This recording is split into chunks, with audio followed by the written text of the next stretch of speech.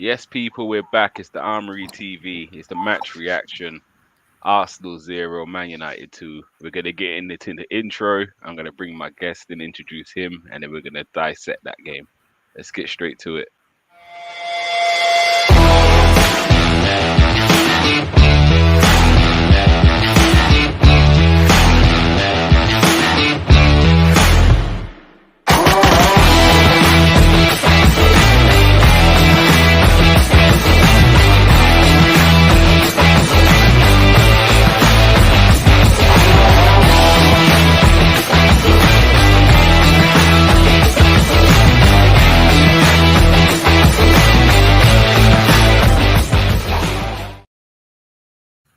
Yes, people, we're back in the house. It's myself, Gumsa.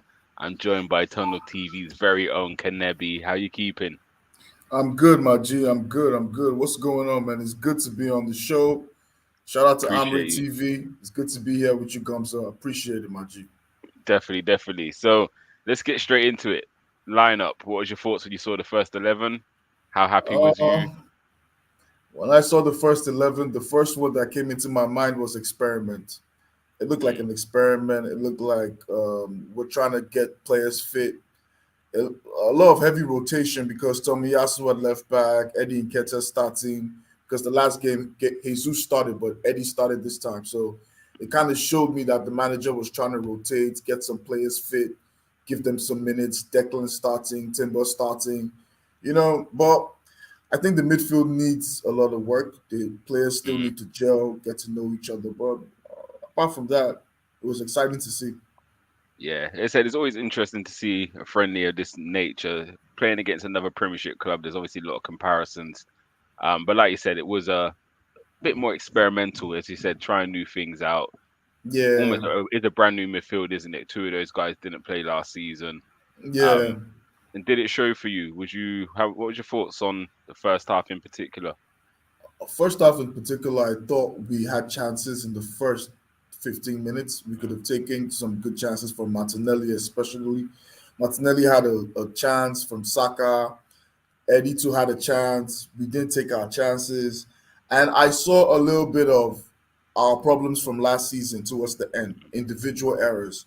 Individual errors from Ramsdale, the keeper. I thought he could have done better with the Bruno shot. Mm, And Gabriel, obviously, with the clearance, him mm, hoofing, mm. him fluffing that. And I think what I just learned was we need to cut out our individual mistakes, and we'll be a much, much, much better team. Definitely, definitely. I'm agreeing with you. I think that's the only positive I do take on it. It's I don't expect us to concede goals like that when the season starts, especially with the Gabriel one. Yes, it can Yeah, happen, but how many times would you see Gabriel make correct contact with that, or even if he slices out for a throw in? Very rarely does the player at that level make a mistake like that. The first one, I agree. I think Ramsdale's got to do better. Um, but I'm going to get to this comment here because I think this is the important bit. We don't look ready. Yeah, we didn't look great today.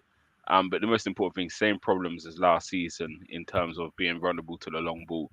And United hit it twice where they hit it into the corner and they got in. And after that, if you looked at our press, we've pressed quite aggressively in the first 10, 15. And I think once United hit us twice with that long ball, we yeah. didn't know whether to press hard or sit in, and we got caught doing neither. And then United was able to just play through the middle. So, how concerned are you of that one long ball? We saw City tore us apart by just playing into Haaland and De Bruyne running off him. It's And today, United hit us more in the wing areas, but we couldn't cope with that direct long ball. yeah. It was a big problem for me because I think we played too much of a high line. The line was too high up the pitch. Mm, And when you play with a high line, you lose the ball in one passing sequence. You're very susceptible to a counter attack. One mm, ball can kill you, one true pass. And that was the problem. I think we need to have a balance between the defense and midfield when they push up and when they stay behind and when they cover because it was just all over the place today. And mm, the problem we have is we play too much good football. Yes, we're a good footballing team, but sometimes we need to learn how to be direct. Man mm. United today, they were aggressive. They pressed. As soon as they got the ball, they played it one time. Direct. We get the ball. We want to show how good we are on the ball. That's our problem sometimes. So I think we need to be a little bit more direct, a little bit more precise, in our decision making too. So it's still rustiness. It's still preseason. We're still improving. So let's just see how it goes. Mm. You know. Yeah, I'm with you on the directness. Again, I was calling it from last season. Our striker does kind of drop in sometimes and try and play and link. Oh, bro. He needs runners behind him. So if he comes in, there should be space for someone to dart in behind him. We don't seem to hit that ball enough. And I watched Martinez, and he was so tight to Nketiah all game.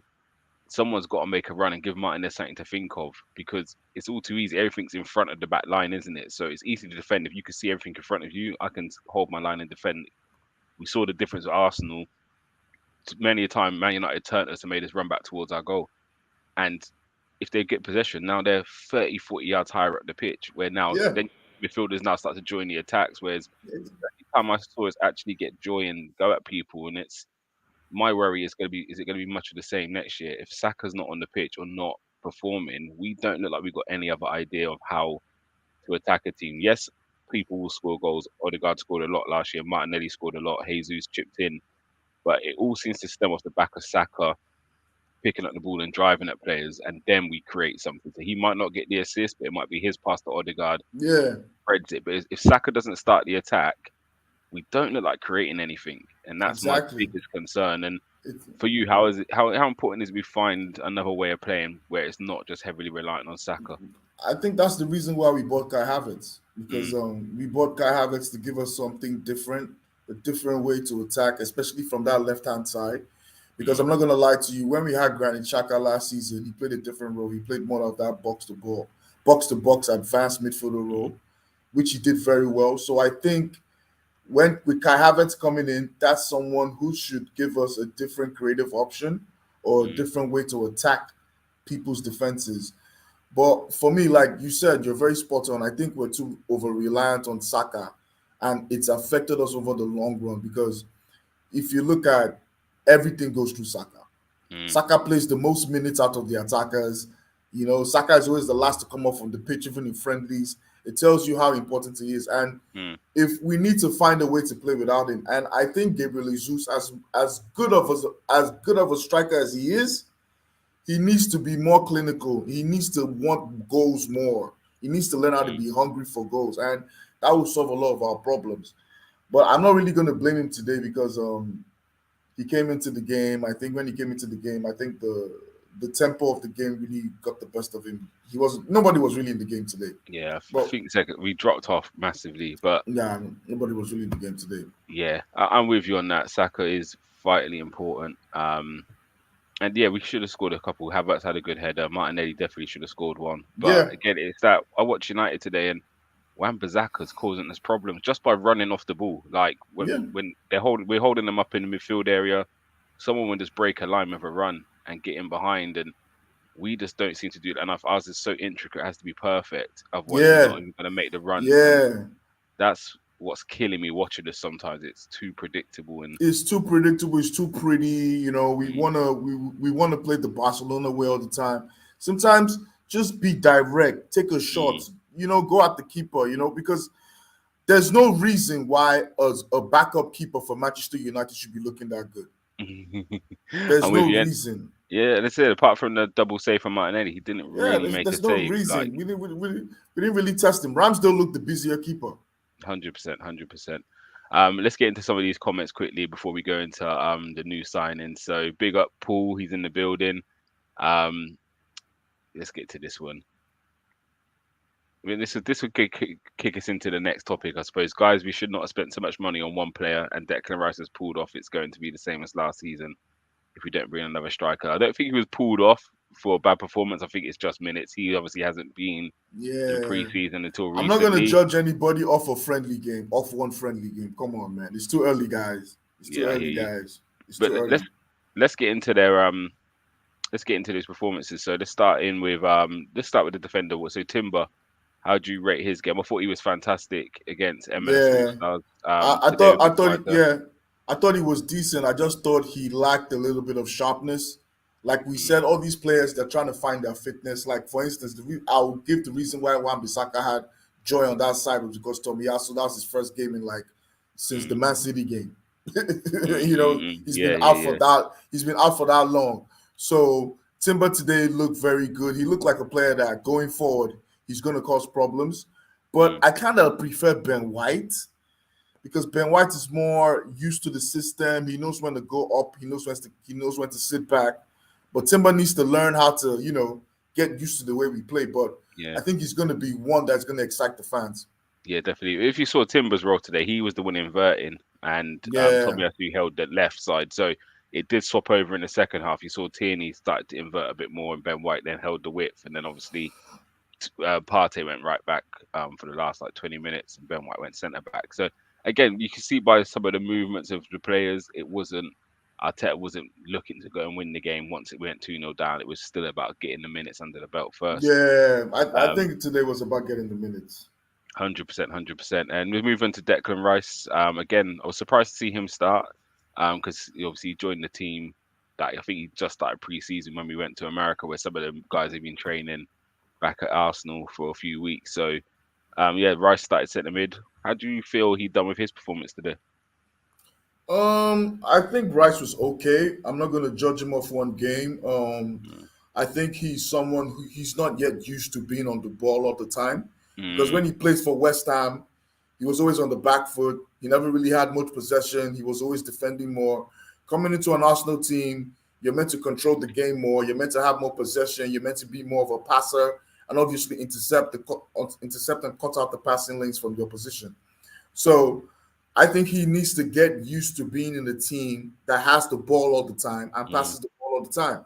So obviously, with time, with a couple more games, with a couple training more sessions, he's going to get better.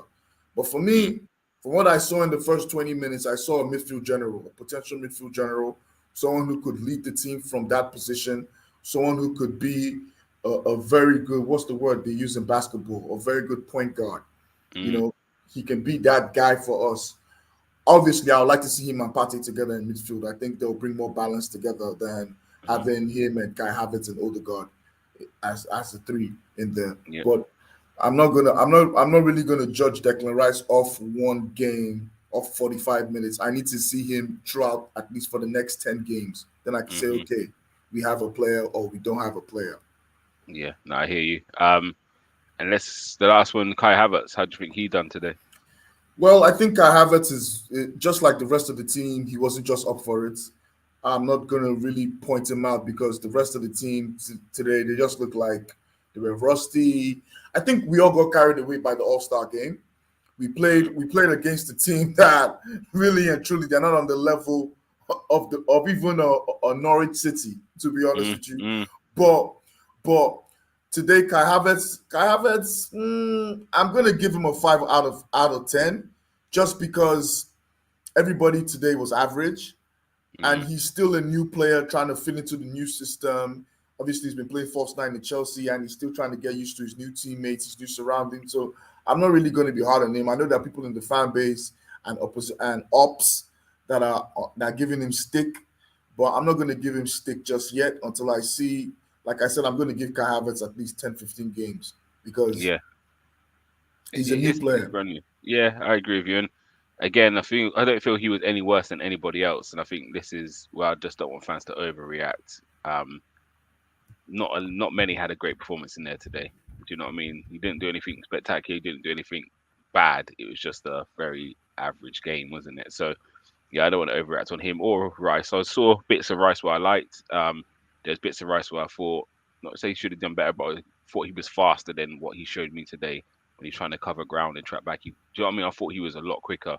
Yeah, Um, yeah, but we play, as I said, we play an expansive style, which we're vulnerable to get caught on the counter attack. So this is part and parcel of how we play. yeah, But I feel this may be the kick up the bottom we needed before the season started. So yeah, that's it. I'm not going to dwell on it too much. Again, the goals we conceded, I'm actually happy we conceded that style of goal because they're avoidable. If Man United 10 passes opened up and scored, I'd be more concerned. But we're conceding goals which normally Ramsdale saves it and normally Gabriel clears it, so it's not really too much of a stress for me. The goals we conceded. Um, Paul's also saying if we play like that against Barcelona, they will hammer us. Luke's not happy. He's saying 2 out of 10 for Havertz, but apart from Saka, who I'd give a 5, everyone else gets a 4 below. And this is the thing: it's not just Havertz. It was a subpar performance from a lot of players out there. Um, Luke's also saying, can't lie, he's not a fan of our way of playing. It's high risk and not sustainable. We're wide open on the left hand side with Havertz playing in midfield, and he offers little in attack. I said I think it's a bit too early to judge all of that. And if you watch how he presses, he's he's quick across the ground when we're pressing. But I think what happened was United hit two long balls and it sent us back a bit, which then Yeah. almost nullified our press. I'm, So and the funny thing is, the two goals conceded, Kai Havertz had no hand in these goals. I hundred mean, percent, why are 100%, people not giving Gabriel stick for not being able to make a simple clearance? Why are hundred people not percent. giving Ramsdale stick for not being able to, handle your shots? Yeah. So I just think the fan base just want to find a victim. They're just looking for a victim, and Yeah. it's not going to It's stick. it's it's going to be the same guys, isn't it, who get blamed in this game? And is going to hear Yeah, some. we're It's gonna have a you're long gonna season. Havertz is gonna get some, but yeah, Yeah, it is what it is. As a collective, it wasn't a great performance from Arsenal as a collective. yeah, I said the only one it really who was. I agree with is Saka. I'll give him some credit for his first half, and the second It, half I'd say ESR. I liked ESR's game today. He yeah, looked like he wanted to make an impact. He looked like he had a point to prove. Nothing came off, but you could see the intent, and I think that's what was lacking. Apart from Saka's play, there was very little intent from anybody else until Smith and I Rowe come think on. But ESR is a bit more match fit because he's just coming from a under 21 yeah, tournament. So for me, most of these guys are still on holiday. I don't mm, know. I don't know. I got that vibe like, okay, we're in America, we're out on tour, we're on holiday. From Manchester United, I got a vibe like this is a serious game because even Ten mm, Hag was going at it with the ref. When mm, I saw mm, that, I'm like, okay, these guys they want to win today. But Arsenal, yeah. in Arsenal's minds, we're just gonna come and see our fans, have a little kick about. I That's not hear the you. mentality we should really have. Yes, it's preseason, but I think from next week or the next game, we should really have a mindset like, okay, this is what the league could be like. Mm. You know? Yeah, no, and I said the one scary factor for me is we obviously start our season a week earlier than Man United because we have the Charity Shield match. So Yeah. you would expect us to be, do you know what I mean, ahead of Man United in terms of our fitness and energy levels. But I think for most of the game, it was an equal kind of game. It wasn't like they overran us. They did have the better of chances, I believe. Like Anthony they had a couple of half chances, I'll say, from the edge of the box, but yeah, it was an equal game. But yeah, we looked like we lacked a little something. But Yeah. yeah, I hopefully that think will come I again. think we just lacked that bit of sharpness. Mm. On a And normal and I day, think people understate the role that Zinchenko and Partey have played for Arsenal, and this is the things that frustrate me. When they've made a mistake, it's cost us. So Zinchenko would get called out for Liverpool, Partey for West Ham, and people then say they're not good, they're bad. But I don't think people understand how much they do in a game and how a lot how of what we important. do starts from them. And when they're not playing, you really start to notice how important those two players are. And yes, they're going to make mistakes. Yes, they're going to get caught on the ball or give a bad pass because they do the riskier part of our game. So it comes with the territory. If you're doing the risky passes, you're going to get caught out more. If you lose the ball, it might be more costly. So I feel what this is really showing is how important Partey and Zinchenko are to Arsenal in playing football and just having that overall control and breaking the lines with killer passes because Zinchenko, he's been unbelievable for me in this Arsenal kit. And you really start to see it when he's not playing. We look like we're void of ideas. So I think the quicker he comes back, the better. And yeah, we'll see what happens. But going into the first game of the season, we're talking League Cup, not League Cup, sorry, the Charity Shield Yeah. against Man City. What would your midfield be? Partey, Declan Rice, and Odegaard. Yeah, so would you play Rice in kind of eight? Is in Xhaka? I Yeah, don't think we'd I'll, change the I'll formation, but I'll play him in a Granit Xhaka role, but more of a mm, deep line playmaker. But I mm, guess I understand why he likes that extra midfielder coming arriving in the box. There's more of a goal threat. It gives you more of an attacking option especially when you spread the pitch out. But I think Declan Rice, he can be that player going forward, box to box, if mm, you train him to be that player, because he's still a young yeah, player. He can still improve a lot. So for me, I definitely. would go with a Declan Rice and a Thomas Partey. and it gives the attackers more freedom to express themselves mm, because you have two solid midfielders who can win the ball back easily and mm, quickly. So the likes of Odegaard, Martinelli, Saka, they're not going to be thinking about defending. Gabriel Jesus might not even need to come deep as much anymore to win back the ball. If you have those two kind of midfielders who can win the ball easily and pass it forward. So, yeah, mm. that would be my midfield. Yeah, no, I'm total agreement. I would play Rice and Partey with Odegaard. Yeah. Um, Next thing I just want to touch on. So we didn't make too many subs today, which did surprise Nah, me. nah. We didn't see Kirior, which not a problem. But I don't think the one everyone's going to look at is we didn't see Balogun in this match. Yeah. And obviously Fabio Vieira got onto the pitch, and I'm not going to use this to dig out Fabio Vieira at all. But I was surprised we didn't see Balogun.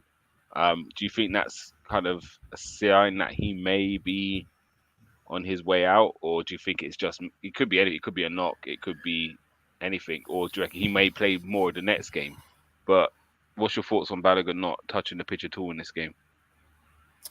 For me, I think Balogun was brought as a marketing tool because he Mm, just he just started playing for America and obviously he's going to sell some shirts.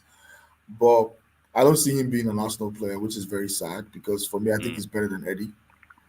I think he's a better striker than Eddie. I think he can even be a better goal scorer than Jesus if mm, he has a manager who's willing to believe in him and work on him. But I think he's gone. I think for the right price, he's gonna go.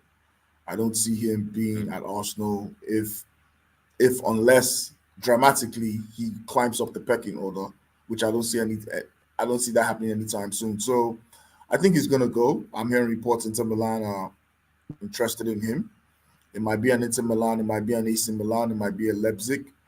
But what Arsenal want is about £40 million or £50 million. So I think he's gonna go, which is very sad for me because this is a player that I've been following since he was 16, and I'm a big fan of him. He's Nigerian descent. He's a Nigerian boy. He's from my country, but he's mm. chosen to play for America. But it is what it is. But he's a player that I want to see stay at Arsenal. Yeah, definitely. I'm with you on that one. Yeah, again, Trossard hasn't increasingly been playing through the middle. Really, he's had I think 10 minutes through the middle. I don't think Arteta really sees him as a number nine. I know he could do the job there. So for me, I would be keep looking to keep both of them if I can't bring another striker in, and if it means Eddie doesn't even play much this year and Balogun overtakes the kind of second choice, then so be it. For me, it's about what's best for Arsenal. But what I don't want to do is leave us short in the striker area. And again, I think we've seen this ploy from Arsenal. Arsenal last year spent a lot of money fixing the defence, and we almost neglected the midfield. We had Partey and Xhaka, and it was like, right, that's enough to kind of see us through with El Nene, Jorginho, whatever. This year, he sees now attack the midfield area. And we haven't really attacked the striking option. I know we brought Jesus in for a good bit of money, but again, he's not a out and out killer striker. Um, so who would you do you feel we go heavy next year for the striker? Do you feel it's a case of get through this year? We got enough really to kind of, you know what I mean, I'm not gonna almost lie to you. challenge, but I'm do we not. need that killer? I'm not gonna lie to you. Goals have never been our problems. I think it's always been Mm, the defense. We score enough goals. The only guys that scored more goals than us was City, and they have a mm, machine called Haaland. But you always need that striker because once you have a striker, mentally, if we can just keep a clean sheet, we know this guy's going to score a goal. We're going home mm, with 3 points. That's the mentality behind it. And you're right.